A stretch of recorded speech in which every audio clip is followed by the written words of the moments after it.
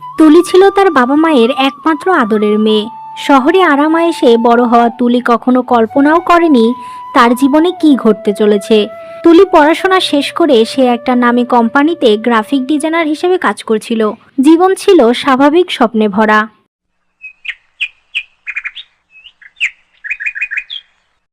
তুলিমা, তোমার সাথে আমার কিছু কথা ছিল।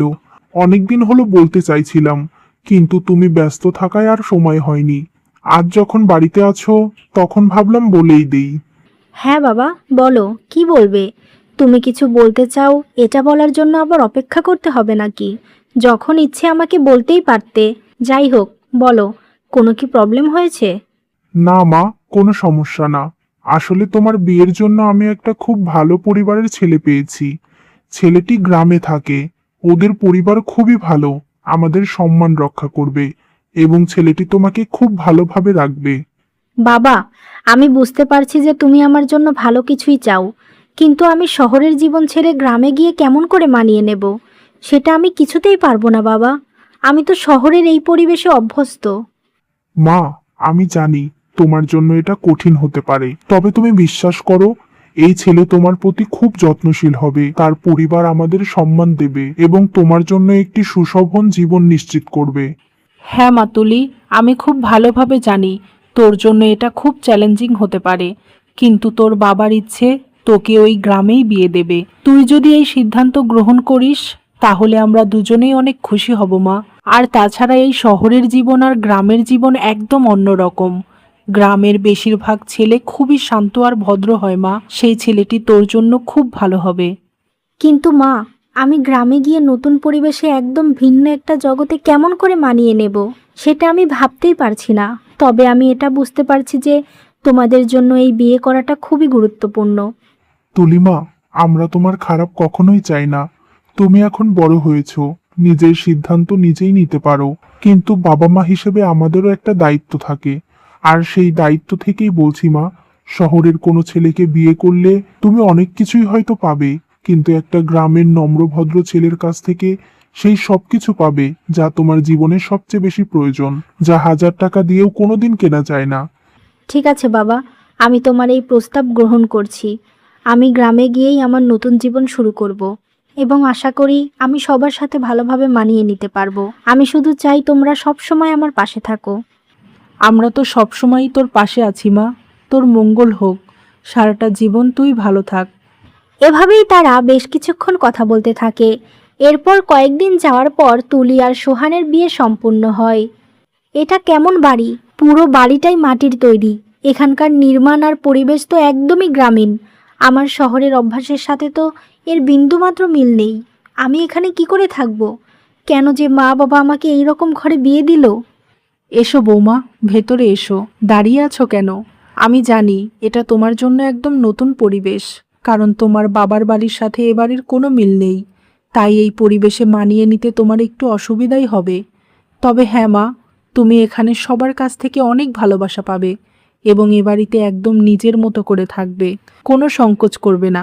যাও, তোমরা এখন ঘরে যাও। এরপর তুলি আর সোহান ঘরের ভেতরে চলে যায়। বৌমা, তুমি এত সকালে ঘুম থেকে উঠে পড়েছো? আর একটু ঘুমাতে তো পারতে মা। তোমার তো মনে হয় এত সকালে ঘুম থেকে ওঠার অভ্যাস নেই। কোনো কি সমস্যা হয়েছে বৌমা? না মা, তেমন কোনো সমস্যা না। আসলে নতুন জায়গা তো, তাই ঘুমটা হঠাৎ করেই ভেঙে গেছে। ও, বুঝতে পারছি। তা তুমি যাও, ওখানে গিয়ে বসো, আমি তোমার জন্য চা করে দিচ্ছি। চা খেলে একটু ভালো লাগবে। এই কথা শুনে তুলি গিয়ে বসে পড়ে আর আয়শা বেগম চা বানাতে যায়। এমন সময় হঠাৎ করে গ্রামের প্রতিবেশী নারী সালমা বেগম আর একজন মহিলাকে সাথে নিয়ে ঘরে ঢোকেন। এ কি, আপনারা কে? এভাবে না বলে হুট করে বাড়ির মধ্যে ঢুকছেন কেন? ও মা, নতুন বউয়ের কথার ছিরি দেখো একবার। কেমন স্বভাবের বউ নিয়ে আসলো আয়েশা। মুরব্বী মানুষদের একটু সম্মান দিয়ে কথা বলতেই পারে না? কি হয়েছে সালমা আপা, এভাবে কথা বলছো কেন? কি আর হবে, তোমার বৌমা তো আমাদের দেখে বলছে আমরা কেন এই বাড়িতে ঢুকেছি। নতুন বউয়ের মুখে কি এমন কথা মানায়? কেউ বাড়িতে আসলে যে একটু বসতে বলতে হয়, সেটাও কি ও জানে না? কেমন শিক্ষা দিয়ে পাঠিয়েছে ওর মা বাবা? আহা আপা, ও তো নতুন এসেছে, তাই তোমাদের কাউকে চিনতে পারে নাই। চিনলে হয়তো এমন করে বলতো না। তোমরা রাগ করো না। তা সালমা আপা, তোমরা যখন এসেই পড়েছ, তাহলে বসো, তোমাদের জন্য আরো চা বানিয়ে আনছি। এ আবার কেমন নিয়ম গো আয়েশা? ঘরে জোয়ান ছেলের বউ থাকতে বুড়ো শাশুড়ি রান্নাঘরে কাজ করবে? এমন নিয়ম তো গ্রামে কখনো দেখিনি। নাকি তোমার এই শহরের শিক্ষিতা বৌমার জন্য বাড়ির সব নিয়ম বদলে দিয়েছ? আপনারা এমনভাবে কথা বলছেন কেন? আসলে আমি চা বানাতে পারি না, আগে কখনো বানাইনি। আমি শুধু কফি বানাতে পারি। আপনারা যদি কফি খান তাহলে আমি এখনই বানিয়ে নিয়ে আসতে পারবো। কি? কফি? কফিটা আবার কি জিনিস? এগুলো কখনো শুনিও নাই। সব আজে বাজে খাবার। তোমার কফি তুমিই খাও। শোনো আয়েশা, এই শহরের বউকে নিয়ে তুমি কোনোদিন সুখী হতে পারবে না। দেখবে কয়দিন পর ও তোমার সোহেলকে নিয়ে শহরে গিয়ে আলাদা থাকবে, তোমাদের দিকে ফিরেও তাকাবে না। চল মোহিনী, এখানে থেকে আর লাভ নেই। এই বলে সালমা বেগম তার মেয়েকে নিয়ে চলে যায়। বৌমা, তুমি ওদের কথা শুনে কিছু মনে করো না মা। আসলে সব মানুষ তো আর এক হয় না। এই পৃথিবীতে নানা রকম মানুষ থাকে। হ্যাঁ মা, আমি জানি, আপনি চিন্তা করবেন না। আমি একদম কিছু মনে করিনি। মা, আপনারা এই চুলায় কেমন করে রান্না করেন? আপনার বিরক্ত লাগে না? কত ধোয়া হচ্ছে, আবার কত গরম লাগছে। আপনার কষ্ট হয় না? না গো বৌমা, আমাদের বিরক্ত লাগে না, কারণ ছোটবেলা থেকেই আমরা এসবে অভ্যস্ত হয়ে গেছি। তুমি তো এগুলো আগে কখনো দেখোনি, তাই তোমার কাছে এমন লাগছে। তা তুমি ঘরে যাও মা, তোমার নিশ্চয়ই এখানে ধোয়ায় খুব সমস্যা হচ্ছে। সমস্যা একটু হচ্ছে মা, কিন্তু আমি এসব দেখতে চাই এবং একটু করে শিখতেও চাই, যেন ধীরে ধীরে আমিও আপনার মতো রান্না করতে পারি। তোমার মনে এমন ইচ্ছা আছে শুনে খুব ভালো লাগলো বৌমা। আচ্ছা, তাহলে তুমি বসে দেখো। এমনভাবেই তারা কথা বলতে থাকে। বেশ কিছুদিন যাওয়ার পর তুলি নিজের হাতে মাটির চুলায় সবার জন্য রান্না করে। বৌমা, তুমি কি এই রান্নাগুলো একা একা করতে পারবে?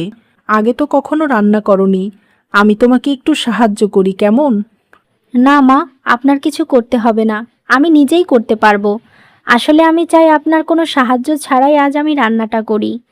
ঠিক আছে মা, তোমার যেটা ইচ্ছা তুমি সেটাই করো।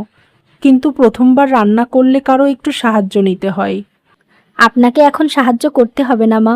আমার যদি কোনো সাহায্যের প্রয়োজন হয় তবে আমি আপনাকে ডেকে নেব। আর আপনি একদম চিন্তা করবেন না, আমি রান্নাটা একটু একটু করে শিখেছি। আপনি যখন প্রতিদিন রান্না করতেন তখন আমি খুব মন দিয়ে আপনার রান্না করা দেখতাম, তাই কোনো ভুল হবে না মা।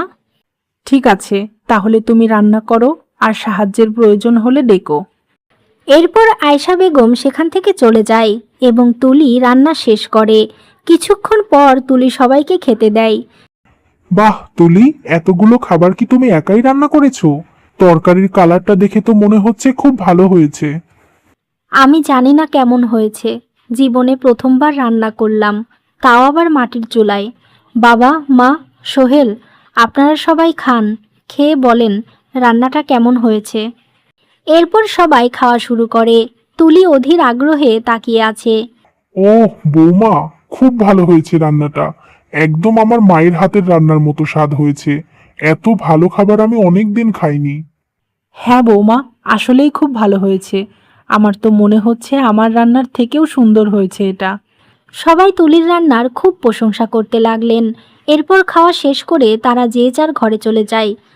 সবাই বলল আমার রান্না করা খাবারটা অনেক ভালো হয়েছে, এবার আমিও একটু খেয়ে দেখি যে আমি কতটা ভালো রান্না করেছি। এরপর তুলি থালায় খাবার নিয়ে মুখে দিতেই থুতু করে ফেলে দিল। ছি, এটা আমি কি রান্না করেছি? লবণ ঝাল কিচ্ছু হয়নি, একদম বাজে খেতে হয়েছে। কিন্তু বাবা মা সোহেল সবাই যে বলল খুব মজা হয়েছে, এসবের মানে কি? যাই, সোহেলকে গিয়ে জিজ্ঞেস করি।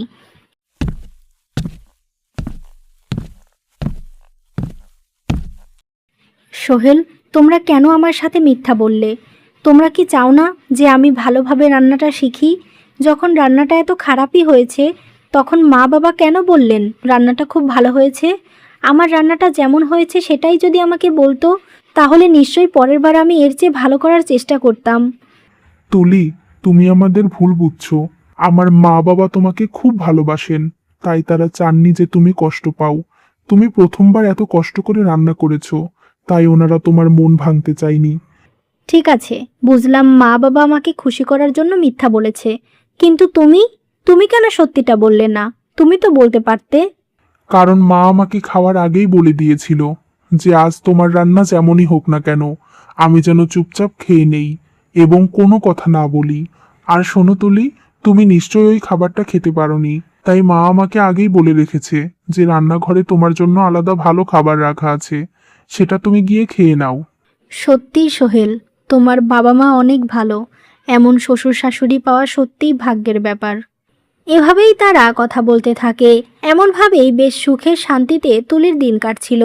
কয়েক মাস পর একদিন, তুলি, তোমার নিশ্চয়ই অনেক স্বপ্ন আছে যেগুলো বিয়ে হওয়ার পর তুমি পূরণ করতে পারছো না। না না, আমার সেরকম কোনো বড় স্বপ্ন ছিল না। আসলে বিয়ের আগে আমি একটা নামী কোম্পানিতে গ্রাফিক ডিজাইনার হিসেবে কাজ করতাম, আর ওটা নিয়েই জীবনে এগিয়ে যাওয়ার ইচ্ছা ছিল। এই তো, আর কিছু না। তাহলে সেটা এখন কেন করছো না তুমি? তুমি তো তোমার কাজটা এখনো করতে পারো। আমরা পরিবারের কেউ তোমাকে বাধা দেব না। না না, এসব তুমি কি বলছো? আমার এখন এসব করা হবে না গো। আমি এবার সংসারটা মন দিয়ে করতে চাই, আর মায়ের এই নিত্যদিনের কাজের চাপ একাই কমাতে চাই। বৌমা, এসব নিয়ে তোমাকে একদম ভাবতে হবে না মা।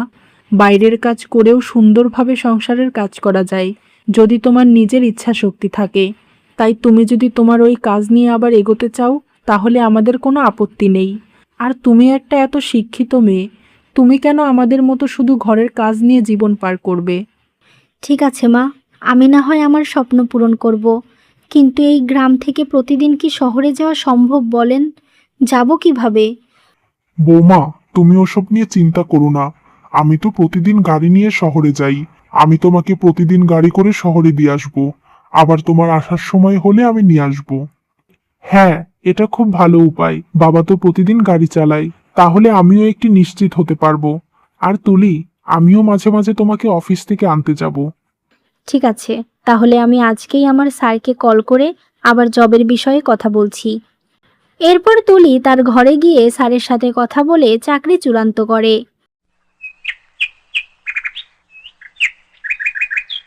আপনাদের যে আমি কি বলবো কিছুই বুঝতে পারছি না। আমি কখনো কল্পনাও করতে পারিনি যে আমি আবারও আমার জব করতে পারবো। আমি তো ধরেই নিয়েছিলাম যে গ্রামে বিয়ে হলে আমার সমস্ত স্বপ্ন আশা সব শেষ করে দিতে হবে। তাই কখনো সাহস করে আপনাদের কিছু বলিনি। আমি সেটা খুব ভালো করে জানতাম মা, তাই তো নিজে থেকে এই কাজের কথা তোমাকে বলেছি। এবার তুমি তোমার স্বপ্ন পূরণ করো। মা, আমি তাহলে আসছি। আমার জন্য দোয়া করবেন। অনেক দিন পর আবার কাজে ফিরছি, একটু ভয়ও লাগছে।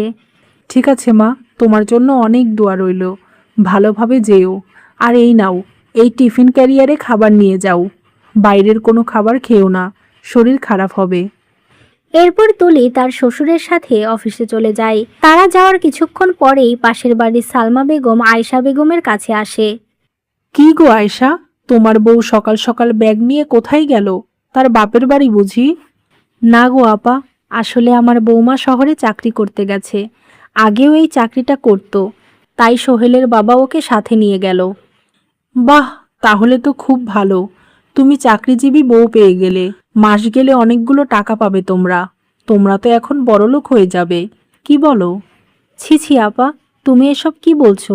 আমার বৌমাকে আমরা টাকার জন্য চাকরি করতে পাঠাইনি। ওর এই চাকরিটা ওর একটা স্বপ্ন, তাই ওর স্বপ্ন পূরণের দিকে আমরা এগিয়ে দিচ্ছি। তা ভালো, কিন্তু একটা কথা আমার শুনে রাখো আয়েশা, 2 দিন পরে এই বউ তোমাদের সবাইকে চাকর বানিয়ে নিজে রাজরানী হয়ে থাকবে। বাড়ির একটা কাজও ও কখনো করবে না। তারপর সুযোগ পেলে তোমার ছেলেকে নিয়ে নিজের বাপের বাড়িতে গিয়ে থাকবে। তখন তোমাদের ওই শহরের দিকে হা করে তাকিয়ে থাকতে হবে। ছেলেকে কোনোদিন আর পাশে পাবে না। তুমি এসব কেন বলছো আপা? আমার বৌমা কখনো এমন করবে না। আর তার বাবা মাও অনেক ভালো মানুষ, তারা এই ধরনের মানুষই না। ঠিক আছে, দেখা যাবে। আমিও মনে রাখলাম। তোমার বৌমা এভাবে 5 দিনও টিকে থাকবে না।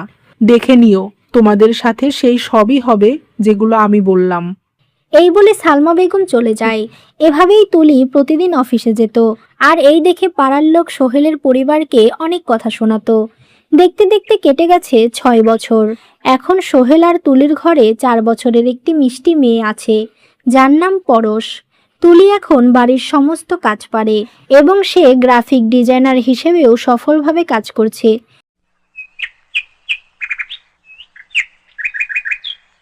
এসো সালমা আপা, তুমি এখানে এসে বসো। না না, আমি এখন বসবো না। তুমি কি জন্য ডেকেছো সেটা বলো, আমার বাড়িতে অনেক কাজ আছে। তোমার জন্য একটু মিষ্টি নিয়ে এসেছি আপা, এটা খাও। মিষ্টি খাবো কেন আবার? কি হয়েছে? তোমার বৌমার কি আবার বাচ্চা হবে নাকি? না আপা, সেজন্য না। তুমি একদিন আমাকে এখানে দাঁড়িয়েই বলেছিলে যে আমার বৌমা এই বাড়িতে 5 দিনও টিকবে না, সে আমাদের বাড়ির সবাইকে চাকর বানাবে এবং আমার ছেলেকে নিয়ে তার বাবার বাড়ি চলে যাবে। কিন্তু দেখো আপা, ওসব কিছুই হলো না, বরং বিধাতার দেওয়া একটা নিয়ামত আমাদের পরিবারে চলে এসেছে, আর আমার বৌমা সংসার আর চাকরি দুটোই সমানভাবে সামলাচ্ছে। হ্যাঁ, তা তো দেখতেই পাচ্ছি। আর আমি আসলে সেদিন ওই কথাগুলো বলেছিলাম, তার একটা উদ্দেশ্য আছে। কারণ শহরের মেয়েরা সাধারণত গ্রামের জীবনে টিকে থাকতে পারে না, তারা কখনোই গ্রামের পরিবেশে মানিয়ে নিতে পারে না, তাই বলেছিলাম। কিন্তু আপা, মানুষের মন নষ্ট করার আগে বা কাউকে বিচার করার আগে একবার ভাবা উচিত যে পৃথিবীতে সব মানুষ একরকম হয় না, সবার মনও একরকম হয় না। শহর আর গ্রাম দিয়ে মানুষকে বিচার করা ভুল। এই কথাগুলো শোনার পর সালমা বেগম ভীষণ লজ্জিত হয়ে তাদের বাড়ি থেকে চলে যায়।